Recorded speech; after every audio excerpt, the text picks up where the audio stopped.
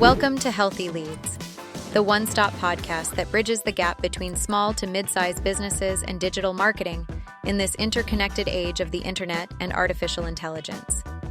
If you are looking to increase your online lead flow and close deals, or just someone interested in the fusion of business growth and digital marketing, this podcast is your avenue for success. Now, let's get to our hosts, Ryan Atkinson and Angel Ty LeBron.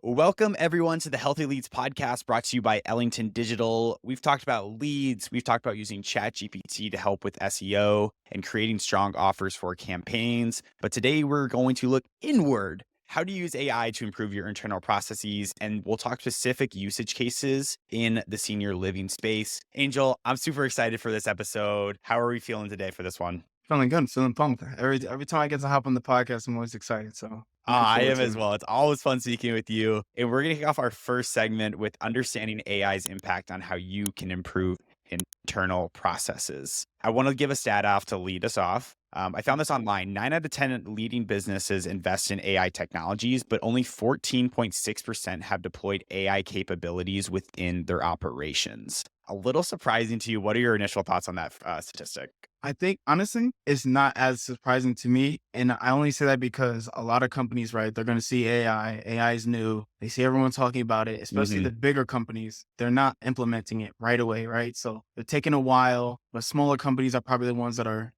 they're like, all right, let's try this out. So I find that there's probably like a lot of speculation around AI and implementing it. So it doesn't really surprise me too much that a lot of people are researching it and think they need it, but they never implement it. They never like create a plan. Yeah, I think for the smaller companies too, it is easier to implement just because you don't have to go through all these stakeholders of like going all the way up to like the VP of sales or something, or VP of marketing to integrate an AI process. These smaller companies that are strapped and they need to improve their processes because they don't have enough people, they're strapped on time, are using AI to actually implement within their processes. Yeah, and it's immediate too. There's like, that's the thing too, like about bigger companies. I feel like that's sometimes a hinder. Like there should probably be like a person that's just like, okay, I made a decision. Like I feel like more upper managers should be like, okay, if this person makes a decision, we should trust it, because if not, now you're just going to be months and months on end. You guys haven't agreed to a plan where you guys can implement the AI. And now you got other smaller companies that are coming in and just like surpassing you. And then they're looking back like, oh, what did we do wrong? What do we do wrong? Yeah, I do think it's interesting because I do think startups will have an advantage here implementing AI, or just smaller companies in general, just because I think the marginal effect of implementing AI within a company that is smaller is just much greater. You're gonna be able to see the differences much more. And if you're a company of 30 people and you can free up 3 hours of time for each person through AI processes, that scales to you beautifully and you can implement it so fast. Yeah. And the thing is too, it's like if you have a lot of employees and you can save a certain amount of time per employee, you got to look at it from a holistic standpoint. Like if you have 1,000 employees and each employee is able to save even just 1 hour or 2 hours, it's like if you look at that on the bigger scale, it's like, oh, like I just saved my company. Could be like a revenue of 100,000, or it could be going into the way stratosphere of revenue just added on just by just fixing something. So I love that. And so if you're a small business listening, you have an advantage in AI. So definitely implement AI and listen to this podcast because we tell you how to do that. And so 100%. One thing that I really like is automated workflows through AI. Of course, we had that discussion before of like AI, like what is AI? What is automated workflows? We're going to intertwine them today. And like automated workflows is using AI to automate business processes. This can speed up and simplify tasks that used to take a lot of time that were super repetitive that now free you up. There are a ton of benefits to it. And we'll tackle these one by one, but let me just list them off for you listening. Just 4 that we pulled is better data analysis and decision-making, improved efficiency and productivity, cost savings, and improved employee satisfaction. I actually want to start with the bottom one here, improved employee satisfaction. When you think about AI and improving employee satisfaction, what is like the first thing that like comes to mind or like why this would make sense? yeah, I mean, it makes a lot of sense because it's like, I think we literally touched on it before in the last episode where we're like, if you're able to make the job of your employee easier, but then still keep the pay the same and then still saving your company money, it's almost like a no-brainer. Like, why would you not do that? I feel like happier employees are going to make you more money. Like if you have a person at the front desk and you're able to give them some type of system where you're able to check on the residents automatically, or if there's any type of detection or any type of software that's able to do things automatically that allows the employee to not have to manually click and do things, and you're just paying them for meaningless tasks that could be done way faster and that should be getting done for less money. Like So Yeah. yeah. That's I love this little theme that I'm going down now. Is like when you say something very insightful, I actually like get a quick stat off of Google on like that correlation is. And Mm. for in Harvard psychologist Daniel Goldman's book Primal Leadership, one study shows that for every 2% increase in how happy employees are, revenue grew by 1%. That doesn't sound like a lot, but over time, that is like a whole difference. And so if you're able to implement AI to make your employees happy, to take away those manual tasks, you're actually going to see your company grow in terms of revenue. So I mean, just like that same example as we were saying, like if you have revenue, if you have a bunch of employees, 500, maybe to 1,000, your revenue is not going to be $500,000 a year. Yeah. It's going to be in the millions. So that Mhm. 1% in your revenue, think about that, that's Yeah. a pretty big number. I was gonna say, yeah, and employee satisfaction, I think that's getting more, it's getting more merit nowadays, especially in like the remote world of like how happy employees are actually, because you do spend like your whole life working, not your whole life, but you spend a lot of time working. And so if you can make your employees happy and improve their lives, you can also improve revenue, which leads us into our next one, which was cost savings. And cost savings to me, just off the top of my head of like why this would be is if you are reducing like manual tasks, repetitive tasks, you're able to actually save money in that realm. And so I think cost savings is actually a big one that AI is overlooked for is like if you use AI, you can actually reduce a lot of your costs. Yeah. I think even for my job, for example, right? Like if there's Hmm. systems and things in place where I'm able to do my job more effectively, I now have Yeah. more time to do other things that actually make the business money. Right. Hmm. So like if I know, hey, I want to take on more, I want to handle more sales calls, I want to handle more lead generation for the actual business, but I'm able to delegate something that used to take me an hour. Like if I have to create a piece of content for the company page on LinkedIn, it used to take me 1 hour and I can now do it in 20 minutes. It's like now I have so much more time to be able to do things that actually matter and bring in more direct revenue to the business. So, and Yeah. other companies can think about that as well for their employees. Yeah. And another one that I'm really interested in, and I'm curious how you have used this, because I have one quick idea is better data analysis and decision making. Have you used like ChatGPT or anything to like help you like sift through data or make decisions? Yeah. So I've used, like I tested this out. So there's a code interpreter is like one feature on ChatGPT that's like Hmm. new. I don't remember if it's in beta. I haven't got to play around with it a lot, but that's like one program that I just tested it. It was just like, write this type of program and I took a big data set and was like, what can I do with this? And it literally created graphs. Like Hmm. I used to have That's a so lot of cool. people in the data field are going to know Tableau or Power BI, right? So I taught Yeah. myself Power BI and it took me, when I say literally like an entire week of just staying up day and night just for learning this software. And I was like, man, like this takes hours to do Yeah. sometimes. Like some of the work, obviously it's quicker now they have a system. Some tasks are just like, oh my goodness, like this takes a while. So the fact that I could just literally take a spreadsheet and just throw it into Yeah. ChatGPT, for example, that's crazy. And it gives me literally a graph. It'll compare it. If you have two data sets, it'll then compare it and mix the So cool. data. And it's like, I literally had to train myself for hours just to do that, what ChatGPT could do in like 5-10 minutes. So yeah, it's really crazy. Like Yeah. the actual data analysis part of And I didn't even know that you could like really do, I hate to say this on the podcast. I didn't even really know you could do like deep data analysis with ChatGPT. And I'll tell you the moment that I found out that it did happen.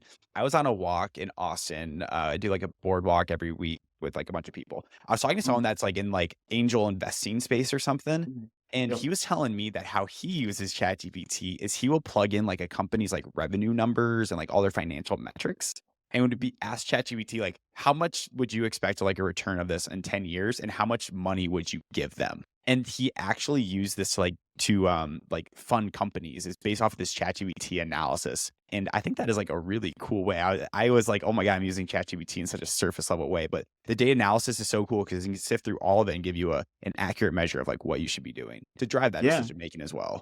100%. And it's funny too, because like before I was even doing any of the marketing stuff, right? Yeah. I actually was trying to learn a lot. Like I was going really heavy on real estate investing. Mm, So if a lot of people that are in the real estate, field know is that what is going to make or break. Yeah, I mean, a lot of people think of real estate investing, they're thinking of like fix and flips, right? But yeah. there's also long-term investments. There's specialty type of housing. So there's all these different types of investments. So there was like one investment that I particularly wanted to do, which was called a burst strategy: buy, Yeah. rehab, rent, refi. Hmm. Right. So there's a certain way you need to calculate your numbers to do that. And there's this website that created a calculator that you can do that with. But now if you have all your numbers, you can literally just go into ChatGPT, and I can like, just thinking off my head, like I could literally just type in the numbers and Yeah. instantly get a number. Because like the idea was that, oh, I want to go for a certain cash on cash return, or I want to do Hmm. a certain, like, I forgot the numbers off the top of my head, like the actual names and numbers, but there's like certain things that you're looking for in a deal where you're like, okay, if this number is above this or if it's below this, it's a yes or it's a no. So now you're able to do that instantly. And hey, they used to charge you for that calculator just to do all those investments and put your numbers in. And you would have to go into a spreadsheet on Excel and put all these numbers in. It's like, all I have to do now is just literally go into ChatGPT, throw in the numbers real quick, and it gives me an answer. Yeah, exactly. And I feel like you're like this apply. I mean, we just gave two examples of like angel investing in real estate. And like if you're listening right now, this applies to like your business, applies to like what you want to be doing. If you're wanting to make decisions really quick based on data analysis, throw that puppy into chat GBT and ask it the question and it will give it to you, which is really cool. And another topic that I want to talk about through this is like, how do you really insert AI into your workflow? There's a quick 5-step plan that I found online, Bear's dev blog. I'll give credit to that blog. But number one, it's identify your goals. Analyze your current workflow, choose an appropriate workflow AI solution, implement that solution, and monitor performance. I love how number one, it is identify your goals because it is reverse engineering. What is the end goal that we're trying to do here? And what are some of the ways that we can get there? So if you are thinking about, oh, I want to insert AI into my workflow and you're deciding where to, first identify what are your goals. And that's always the first place to start when you're trying to implement AI. So, yeah. I mean, like I do it all the time. Like you have to work backwards. Like Hmm. you start with the goal and then you're like, okay, now that we have this in the mind, we know that we are aiming for this. How do we get there? So if you guys don't have goals in place, you're not, it's going to be really hard to know what you have to do. So yeah. Yeah, and it just helps because once you do identify that end goal, reverse engineering does really work some magic if you're wanting to do that. Then you're going to analyze your current workflow. What are places that this is super repetitive, this is super manual, and find that AI solution that can. Do a quick Google search. You know how to do search. We are in the 21st century. Do a search and find that, I implement hope it, so. and then monitor that performance of. And that is how you can quickly insert AI into your workflow. 100%. Yeah, I mean, and the good thing is the process, it's sometimes easier said than done. Like it's going to take a lot. If you have a lot of employees, there's probably going to be some things Hmm. where it's like, okay, maybe we need to create an SOP, right? So like for me, I like to operate off of SOPs, which is just a standard Yep. operating procedure. It's like you can create a document and you can have like, hey, like this is what we're going to be doing going forward.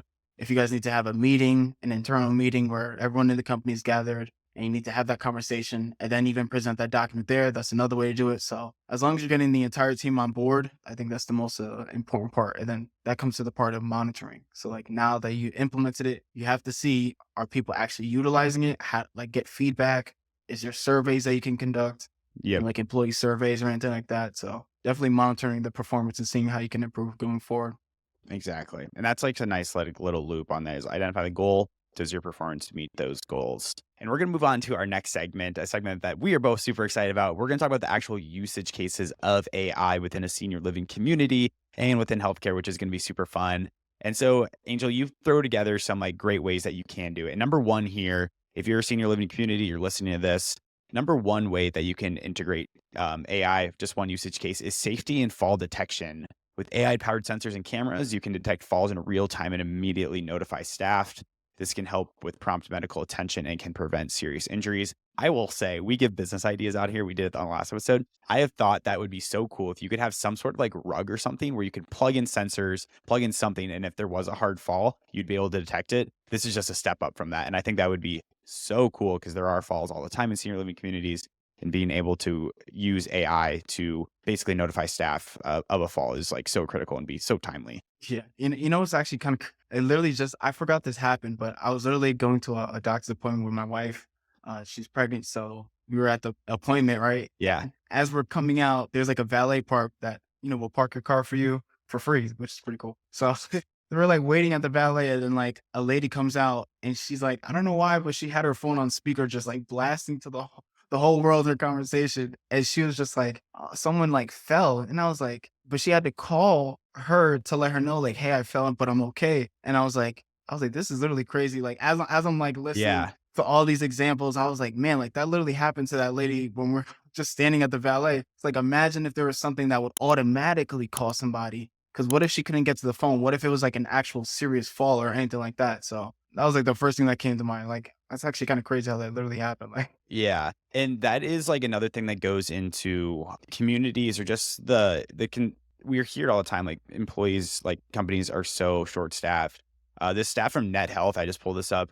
96% of senior living communities are struggling with staffing shortages. And another 61% are concerned staff might force them to close. Today, there's a shortage of nearly 500,000 senior caregivers. And so these staff can't be everywhere all at once. And so with the safety and fall detection, you're able to quickly monitor if someone has fallen and actually put attention to them, because there's just a short staff right now. And that's just something we're seeing in the industry. and that goes back to the point of improved employee satisfaction. Like, if you know that your employee has a tool that allows them to keep their stress level a little bit low, like, oh, I got to keep making sure I check on Susie in room 901, like, because she has a fall alert. But yeah, like that's just the easy way that someone can get, like, what if there's a detection right on their Apple Watch or on their phone that they can immediately get an alert, like, hey, this person just fell. Boom, let me just go right to the room and check on her. So yeah, and that's actually was the next point that I want to talk about is health monitoring and like wearables. I think that is something that could definitely be implemented. I'm a big Whoop user, so it tells me all my metrics, my resting heart rate's off, my heart rate variability, but there are more simple ones that could be used. And wearables with AI capabilities can monitor vital signs, sleep patterns, and other health metrics. Can trigger alerts of medical staff for immediate intervention. I think that's so cool. Are you a wearable user? Do you are you a wearable user? So haven't, man. I really wanted the Aura ring for so long. Like, that is the one, because I know sleep for me. Like, one thing I learned is that sleep is so important, man. Like, it can literally cut years and years off your life if you're not getting the correct amount of sleep, and not even correct amount. But what's even more important than the amount of sleep is the quality of sleep that you have, right? So I used to have, it wasn't a wearable, but it was on my phone. I would put it right by my bedside, and it was an app that would literally track your sleep. So what? Like it would tell you, it would let you know when you enter into REM sleep, right? That's then you cool. can analyze, like, this goes into that data analysis part, right? It would track my REM sleep. It would track how many days I snore. I would put notes in and say, hey, I felt this way today, or I did this today. Like, I worked out today for 2 hours. That's so cool, yeah. Went to Brazilian Jiu-Jitsu. So it would track and tell me, like, okay, on the days that you worked out, you started to snore. On a day that you didn't get sleep the previous day, you started to snore, So, like, interesting. Yeah. So, like, I haven't gotten to the wearables yet, but I am looking to get the Aura ring. Yeah. The Oura Ring is great. So how much did that app cost? Because I want to, like, it was free. It was free, exactly. And I do want to say, like, some of these wearables are very expensive, but there are free apps out there that like a senior living community can implement to, like, actually help them identify sleep or patterns within someone's sleep. And I think that, that is so important. As everyone knows, sleep is the cornerstone of life and a good day. Yeah, you sleep a lot for your life, man. I forgot what the statistic is, but it's like an absurd amount. If you think about it, you're up for what, 16 hours of the day or something. Some people even less. Like me, I probably get like 6 hours of sleep, but I try to focus on, okay, what is the quality of sleep that I have, Yeah. And another thing that goes back to this whole, like, large data sets. So we've already touched on, like, two pretty simple ways, or some ways that AI could be used. Another interesting one is using AI to do this data analysis on feedback that you get from residents. So let's just say a resident, you send them out a survey, ton of feedback you get. You can then run these data sets through, like, a ChatGPT to really summarize how are residents and how are the families of the residents feeling towards us. And I think that is, like, a super key one that any senior living community or anybody could implement within their own company. 100%. And not even just the residents, but you can look at the employees. So as we just touched on, right, all these senior living facilities and health, I think in the healthcare field in general, there's a staffing shortage, right? So what if there is a way to use your surveys or ways to get feedback from your employees that can predict, okay, this person is likely to leave in like 3 months, or this person is feeling this type of way. And based on historical data, the fact that they're feeling this way usually means in about 2 to 3 months, they're likely to leave. You know? That's really good. Having that type of analysis, there's probably even ones for interview questions, right? Like if you're in the interview process, you're asking every single person the same question, right? So if that's the consistent input, then everyone's going to have a different output, but you can compare all the outputs and go, okay, based on this output, the person is 10 times more likely to stay for 5+ years or anything like that, So that is, it's another way to not even just help your residents, but to help your actual staffing. Yeah. And that also, like, that's one way to look at it. Another way you can look at it is, like, it is feedback of, like, what how your employees are feeling. So let's just say they're already there. If you can get feedback on like the way that you're treating them or the way that they feel, that can just make sure that they stay there, and you don't have, everyone's gonna be fighting a shortage, but it also helps in mitigating people to leave, like you said. And improve that employee satisfaction. Yeah. There's a double way to do it. It is improving employee satisfaction, but it also is improving like the well-being of people that are in your senior living communities, and using these large data sets and plugging it into a ChatGPT to summarize what are the key findings, I think is super important. And senior living, like I said, senior living or company, that is something that you just should be implementing no matter what. 100%. I mean, the whole point they probably even started a facility is to improve the livelihoods of others. Exactly. Yeah. And another one that I think is super exciting is medication management. AI systems that can track medication schedules, remind residents to take their medicine, and alert staff if a dose is missed or wrongly administered. Automated pill dispensers can provide the correct dose at the right time. This is another one where it might be a heavy lift to officially like get started, but this is something I know as a type 1 diabetic, like I need to take my medication every day. And obviously there's people that are senior living that are also diabetics, just for this pure example. But like you want to be making sure residents are taking the dosage that they need, and using an AI, some sort of workflow automation is a perfect way to do that, to make sure your residents are staying happy and healthy. Yeah. There's actually a perfect company I thought of was a company named Fingerstream, right? They'll actually, there's like their software will actually call people as like reminders. So like, let's say someone in the facility, right, has a dementia or something like that, or any type of thing where it's like, okay, like their memory is not the 100%, right? Something like that. Or I mean,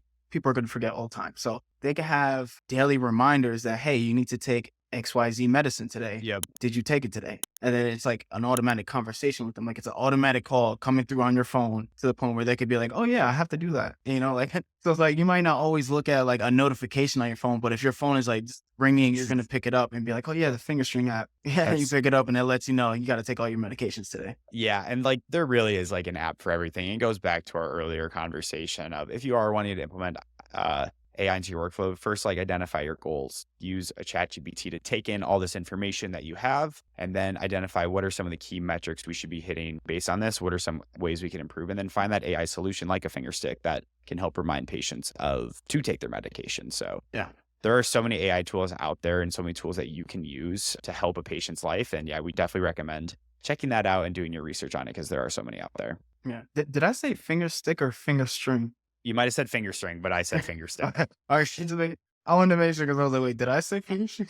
Yeah, okay. Finger string. Finger string. It's finger string, everyone. And so that'll really wrap us up. We just covered 4 ways that you can use AI within your senior living communities. And we also started the episode talking a little bit more about the benefits of using AI within like your workflows and how to insert it into your workflow. So there's a ton of opportunities out there. We definitely recommend you guys to check it out. And you guys can check out all other episodes either on Spotify, YouTube, Apple Podcasts, wherever you get your podcasts. We will be back next week with another episode. Angel, thank you for the time today. Always a pleasure to speak with you. Awesome, man. Thank you.